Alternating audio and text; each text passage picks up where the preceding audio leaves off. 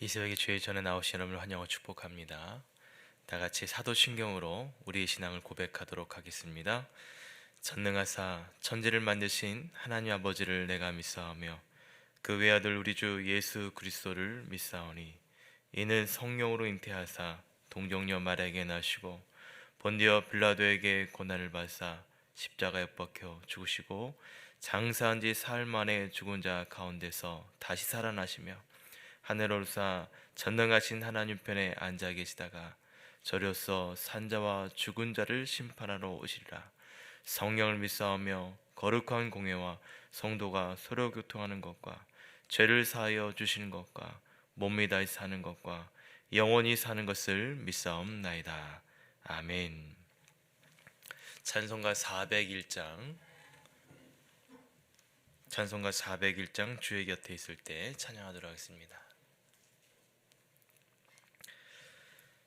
주의 곁에 있을 때 마음이 든든하오니 주여 내가 살 동안 인도하여 주소서. 주여 나를 인도하소서. 바른 세상 살 동안 주여 인도하소서. 피난처인 예수여 세상 물결험할 때 크신 은혜 베푸사 나를 숨겨주소서. 주여 나를 인도하소서. 바른 세상 살 동안 주여 인도하소서. 세상 풍파 지난 후 영화로운 나라와 눈물 없는 곳으로 들어가게 하소서. 주여 나를 인도하소서. 빠른 세상 살 동안 주여 인도하소서. 아멘. 기도하겠습니다. 하나님 아버지 감사합니다. 오늘도 우리에게 새날과 또 새 하루를 허락하여 주셔서 주의 전을 잊지 않고 이 자리에 나오도록 인도해 주시니 감사합니다. 오늘도 주님과 함께 주의 말씀을 듣고 또 주님과 함께 기도하는 시간을 하나님 앞에 구별하여 드리오니 하나님 영광 받아 주시옵소서. 지난 한 주간에 또한 어제의 하루의 삶을 하나님께서 또 돌아보게 하여 주시고 우리가 지은 우리 연약함과 죄의 허물을 용서하여 주시고 오늘도 주의 말씀과 또한 주의 은혜로 우리의 연약함들 또 우리의 죄들을 용서하여 주시는 이 시간 되게 하여 주시옵소서. 주의 말씀을 듣습니다. 우리의 마음과 또 눈과 우리의 귀가 열리게 하여 주시고 하나님 말씀을 통하여 오늘 하루도 넉넉하게 살아낼 수 있는 은혜의 말씀, 생명의 말씀, 힘이 되는 말씀 되게 하여 주시옵소서. 모든 예배 순서를 주 앞에 부탁드리오며 이 모든 말씀 사랑이 많으신 예수님 이름으로 기도합나이다. 아멘. 오늘 함께 볼 하나님의 말씀은 신약성경 요한복음 6장 1절부터 15절 말씀입니다. 요한복음 6장 1절부터 15절 말씀이고요. 신약성경 151쪽에 있습니다. 찾으셨으면 저 여러분이 한 절씩 하나님의 말씀 교독하도록 하겠습니다. 그 후에 예수께서 디베라의 갈릴리 바다 건너편으로 가심에 큰 무리가 따르니 이는 병자들에게 행하시는 표적을 보았음이로라.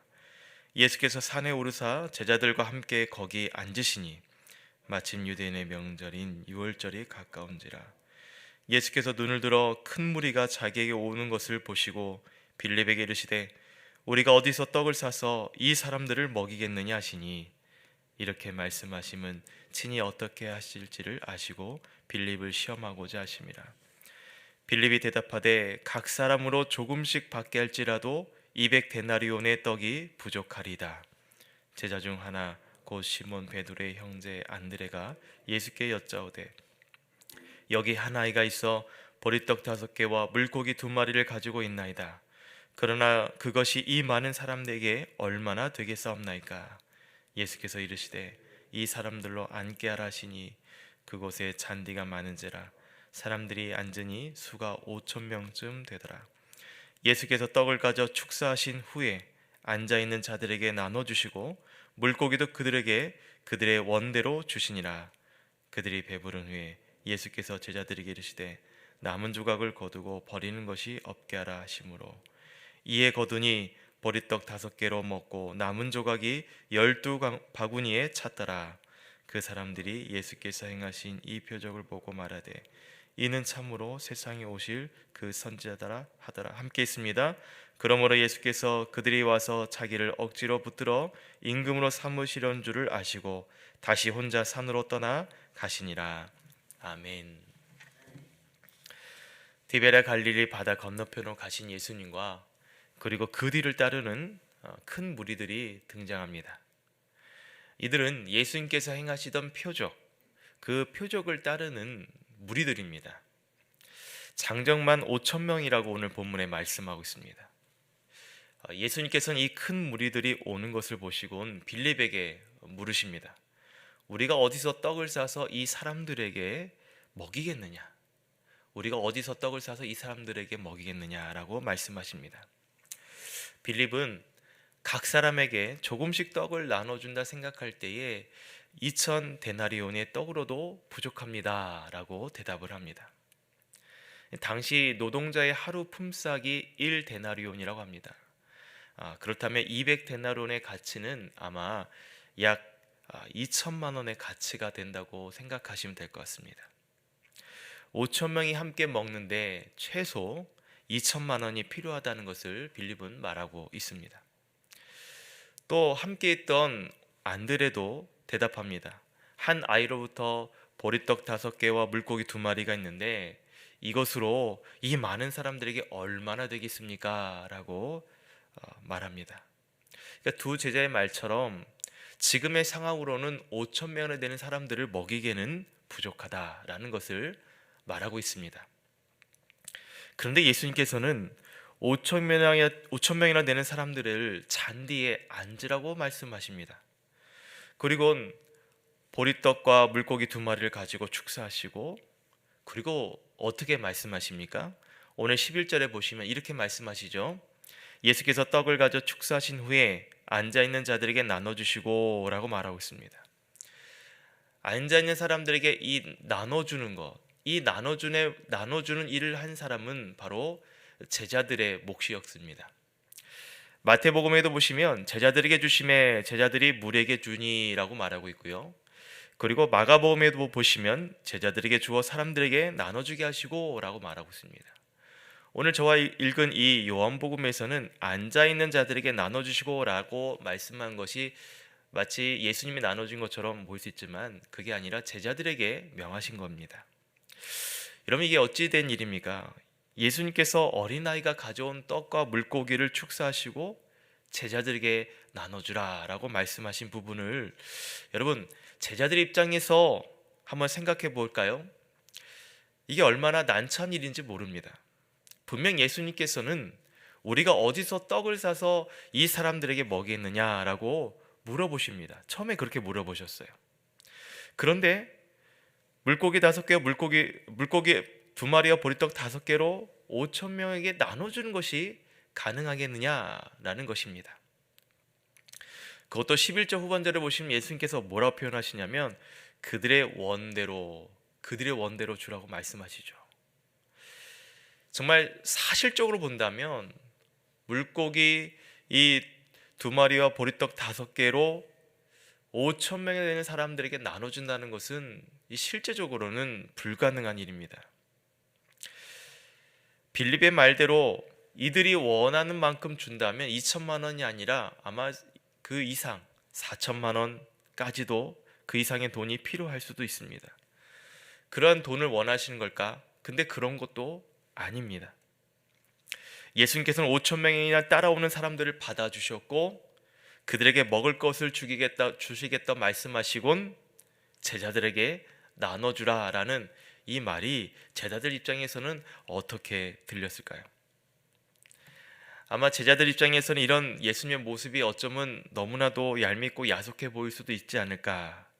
차라리 알아서 먹으라고 얘기하시면 좀 괜찮지 않을까, 그렇게 생각할 수도 있을 것 같습니다. 지금 이 5천 명이나 되는 사람들은 배고픔에 지쳐 있습니다. 예수님을 따라서 갈릴리 건너 일부러 따라온 자들입니다. 허기진 상태에서 그냥 돌려보낸다면 아마 엄청난 큰 소동들이 생길 수도 있습니다. 여러분, 이런 일들이 있지 않습니까? 어떤 일을 하다 보면 어떤 때는 대책 없는 일들을 해야 될 때가 있습니다. 할 수 없는 상황과 여건은 제한되어 있는데 그 이상의 일을 해야 될 때가 있습니다. 또는 내 능력 밖의 일인데 그 이상의 능력이 요구될 때도 있습니다. 그럴 때 여러분 어떤 마음이 드십니까? 벅차다, 또는 야 정말 감당하기 힘들다 라는 마음이 들 때가 있지 않습니까? 그럴 때 어떤 분은 주님께도 이렇게 하소연하죠. 주님, 아니 제가 할 수 있는 일들이 이것밖에 안 됩니다. 그런데 왜 그 이상의 일을 감당해야 됩니까? 주님, 왜 하고 많은 사람 중에 접니까? 아마도 제자들의 마음이 이와 같지 않았을까요? 여러분 어떻습니까? 만약 여러분 손에 나눠줘야 될 것이 물고기 2개와 보리떡 5개뿐입니다. 큰 무리들에게 용기 있게 나눠줄 수 있습니까? 비단 떡과 물고기가 아니어도 여러분이 할 수 있는 역할과 환경이 제한되어 있음에도 용기 있게 나눠줄 수 있겠습니까? 여러분 그것에 순종할 수 있겠습니까? 오늘날 우리에게 예수님께서 이렇게 요청하실 수도 있습니다. 원하는 대로 나눠줘라. 원하는 대로 나눠줘라. 내가 가진 것이 없음에도 불구하고 내 능력 밖의 일임에도 불구하고 주님께서 우리에게도 말씀하실 수가 있습니다. 왜 예수님께서는 제자들로 하여금 원하는 대로 나눠주라 라고 요청하셨을까요? 사실 예수님은 해답을 알고 계셨습니다. 그래서 예수님은 의도적으로 오늘 본문에 보면 5천 명을 앉게 하시고 물고기 2개와 보리떡 5개를 축사하시고 제자들로 하여금 나눠주라고 말씀하신 것입니다. 6절에 한번 말씀을 보시겠습니까? 이렇게 말하고 있죠. 이렇게 말씀하시면 친히 어떻게 하실지를 아시고 빌립을 시험하고자 하심이라. 예수님께서는 어떻게 문제를 해결하실지를 알고 계셨습니다. 그럼에도 일부러 빌립을 시험하고자 이렇게 물으신 거죠. 오늘 여기서 말한 시험은 일종의 테스트라고 생각하시면 될 것 같습니다. 예수님께서 빌립 한 사람에게 오늘 본문에서는 테스트하지만 사실 그곳에 있는 제자들에게도 해당되는 사항이었습니다. 왜냐하면 이것을 통해 예수님이 어떠한 분인지 말씀하시고 있기 때문에 그렇습니다. 13절 말씀에 이에 거두니 보리떡 5개로 먹고 남은 조각이 12바구니에 찼더라. 14절이요. 그 사람들이 예수께서 행하신 이 표적을 보고 말하되 이는 참으로 세상에 오실 그 선지자라 하더라. 큰 무리들에게 배부르게 먹이고 12바구니가 남았습니다.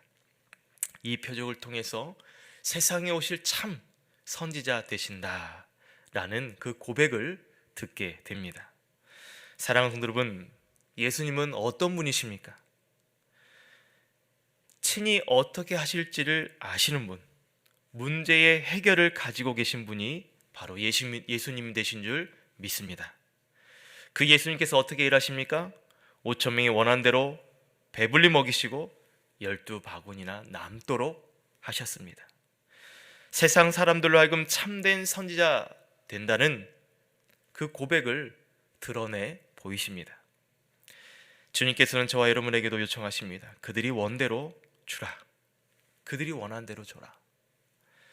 내 능력 밖의 일을 요청하실 수 있습니다. 또 내가 감당할 수 없는 환경과 여건 속에서 또 내가 감당해야 될 상황들이 생길 수도 있습니다. 그럴 때에 오늘 주님 하신 말씀을 기억하십시오. 이미 예수님께서는 어떻게 할 수 있는지, 해야 되는지 그 해답을 가지고 계십니다. 먼저는 주님께 순종하는 것이 해답이구나. 때문에 내 능력 밖의 일이어도 주님께 순종해 보시기를 바랍니다. 그럴 때 오늘 이 오병이의 역사처럼 우리에게도 채우고 넘치게 일하시는 주님의 은혜가 부어지게 될 줄 믿습니다. 오늘 말씀을 기억하시면서 내 환경과 내 상황이 불평하기보다는 그곳에 하나님의 뜻이 있구나, 주님의 뜻이 있구나, 그 마음으로 주님 앞에 순종하는 제자들처럼 내가 그럼에도 불구하고 그 행동과 그 역할을 감당할 때에 주님께서 해답을 주시고 그 길을 열어 주실 줄 믿습니다. 그 은혜가 오늘 이 말씀 듣는 서강교회 모든 성도들 위해 차고도 넘치는 은혜가 함께하기를, 이를 통해 주님의 영광이 드러나기를 주 이름으로 축복하며 기도합니다.